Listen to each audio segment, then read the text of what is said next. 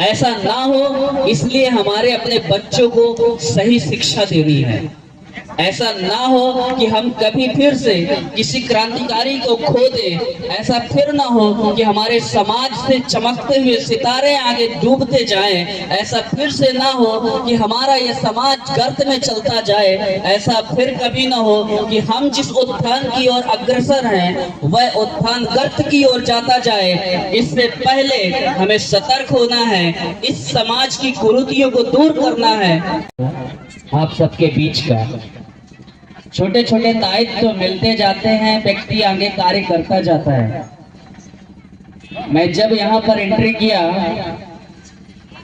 तो मुझे एक अद्भुत चीजें दिखी यहाँ पर, क्योंकि मैं यहाँ का ना हूँ और ना रहने वाला था, क्योंकि मैं 8 से 10 साल हो गए मुंबई की चमक धमक में रह रहा हूँ।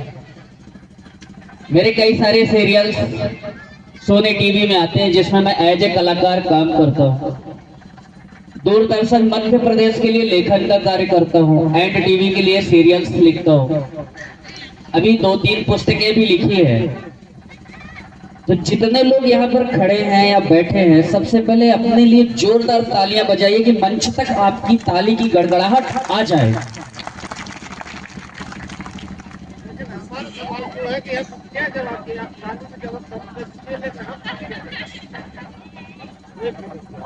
सबसे पहले यहाँ पर जो मैंने एक संस्कृति देखा, जो समाज की संस्कृति टूटती जा रही है, वो यहाँ पर संस्कृति देखने को मिली।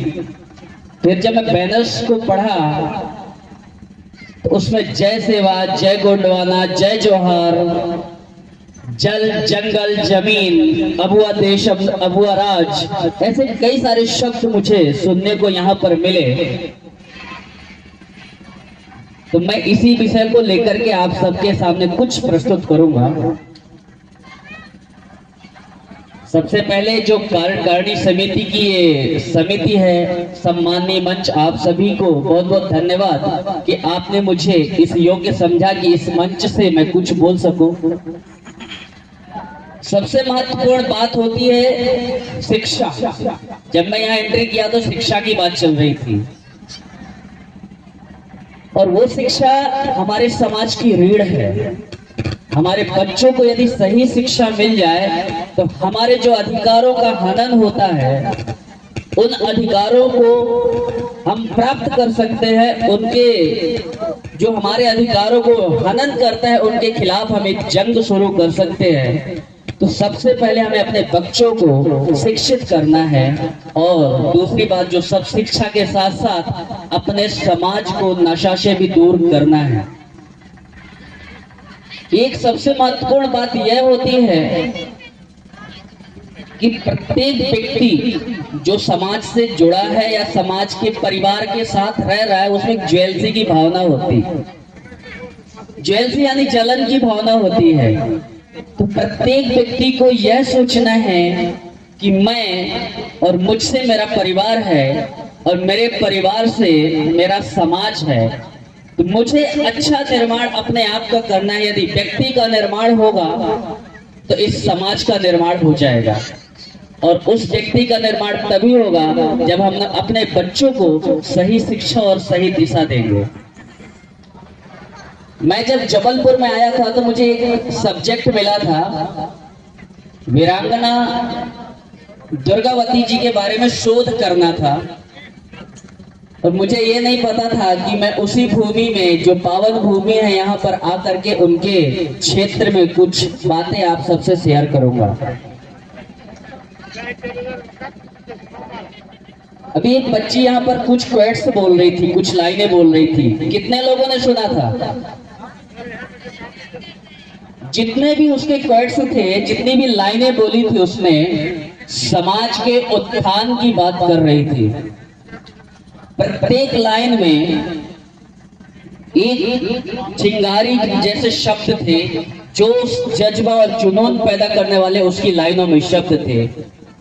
वो प्रत्येक व्यक्ति को एक संदेश देना चाह रही थी कि हारता जो नहीं मुश्किलों से कभी, मकसद है जिसका मंजिल को पाना। धूप में देखकर थोड़ी सी छाया, सीखा नहीं जिसने बैठ जाना, आग जिसमें लगन की जलती है, कामयाबी उसी को मिलती है। उस बच्ची की सारी लाइनों का सारांश यही था कि आपके अंदर यदि जोश, जज्बा और जुनून है तो आप अपने मंजिल को प्राप्त कर सकते हैं। यदि आप कुछ भी हासिल करना चाहते हैं तो आपको अपने अंदर की चिंगारी को जगाना होगा। यदि हम समाज के कार्य को कर रहे हैं, समाज के उत्थान के लिए कुछ कार्य कर रहे हैं, तो समाज उत्थान के लिए सबसे पहले हमारा निर्माण, व्यक्ति का निर्माण होना चाहिए। बहुमुखी कला का धनी। अच्छा, आपने एक नाम बता रहा हूँ, भगवान बिरसा मुंडा जी। कितने लोगों ने नाम सुना है भगवान बिरसा मुंडा जी? कितने लोगों ने नाम सुना है भगवान बिरसा मुंडा जी का? उन्होंने ही एक संदेश दिया था कि हमें किसका संरक्षण करना है? जल, जंगल और जमीन का। आज हम देख रहे हैं कि हमारे आसपास की नदियां या जितनी भी क्षेत्र की नदियां, तालाब हैं, सब प्रदूषित हो रहे हैं या सूखते जा रहे हैं, या उनमें जल का सोर्स जो है वह खत्म हो जा रहा है। हमारे जो खुद की जमीनें हैं, उन्होंने जमीन की भी बात की थी भगवान बिरसा मुंडा जी ने। उनके समय में जो हो रहा था, भूमि का अधिग्रहण कर लिया जाता था, जो उस समय सत्ता में लोग थे उनके द्वारा, वही आज भी हो रहा है।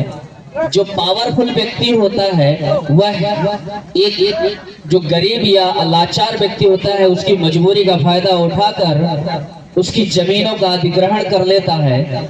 उसके संरक्षण की वो बात कर रहे थे, उसके लिए वो आंदोलन चालू किया था। जो सबसे बड़ी धरोहर थी जंगल, जंगल आज कटते जा रहे हैं, धरती बंजर बनती जा रही है। उस जंगल को, पेड़ पौधों को बचाने के लिए उन्होंने आंदोलन किया ब्रिटिश वालों से, यूरोपियन मिशनरियों से, और यहाँ पर जो जमींदार थे जिन्होंने उस समय जंगल और जमीन और जल सभी पर अधिग्रहण करके उस पर कब्जा कर रहे थे, उसके खिलाफ उन्होंने आंदोलन चालू किया। आंदोलन होने के बाद आपको पता है हमारे अपने ही बीच का एक ऐसा व्यक्ति था जो उन्हें पकड़ा दिया। जब वो पकड़ गए तो अंग्रेजों ने सोचा कि इस व्यक्ति पर, जो भगवान बिरसा मुंडा जी थे, अंग्रेजों के पास इतनी ताकत नहीं थी कि उस शख्स पर कोई भी धाराएं लगा सके। सब लोगों को पकड़कर उन्होंने धाराएं तो लगा दी, लेकिन भगवान बिरसा मुंडा पर उन्होंने कोई धारा नहीं लगाई। जब उन्हें सजा देने की बात आई तो ब्रिटिश प्रशासन को यह डर सता रहा था कि भगवान बिरसा मुंडा पर यदि हम धाराएं लगा करके जेल में डालते हैं तो उग्र आंदोलन हो जाएगा।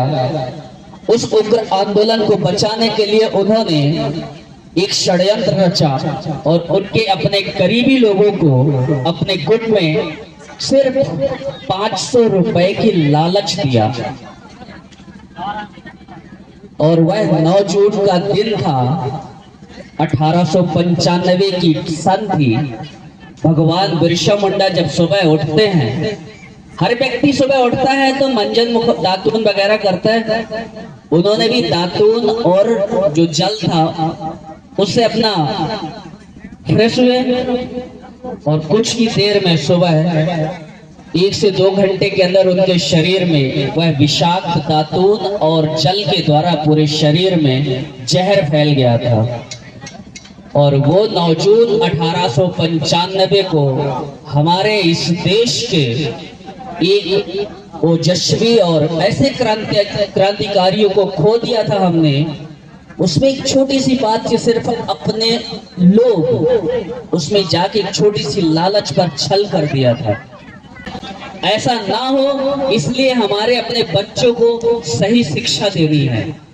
ऐसा ना हो कि हम कभी फिर से किसी क्रांतिकारी को खो दें। ऐसा फिर ना हो कि हमारे समाज से चमकते हुए सितारे आगे डूबते जाएं। ऐसा फिर से ना हो कि हमारा ये समाज गर्त में चलता जाए। ऐसा फिर कभी ना हो कि हम जिस उत्थान की ओर अग्रसर हैं वह उत्थान गर्त की ओर जाता जाए। इससे पहले हमें सतर्क होना है, इस समाज की कुरीतियों को दूर करना है और अपने बच्चों को, अपने परिवार को और अपने समाज को मजबूत करने के लिए सबसे पहले हमें शिक्षा और उसके बाद स्वास्थ्य पर ध्यान देना है।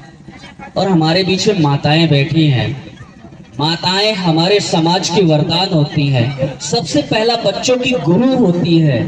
माताओं को विशेषकर ध्यान देना है कि आपके बच्चे किस दिशा में जा रहे हैं। आप एक ऐसी योद्धा हो कि बच्चा आप जिस दिशा में चाहोगी उसी दिशा में जाएगा, लेकिन आपको अपने मातृत्व गुण को ढूंढना होगा, अपने अंदर की माँ को देखना होगा कि हाँ, यदि आपने अपने बच्चे को सही दिशा पर ले जाती हैं, अपने बच्चों को सही शिक्षा देती हैं, तो आप वास्तविकता में एक योद्धा माँ हो। क्योंकि आज समाज को एक शिक्षित और योग्य व्यक्ति और योग्य बच्चे की जरूरत है जो समाज का उत्थान कर सके।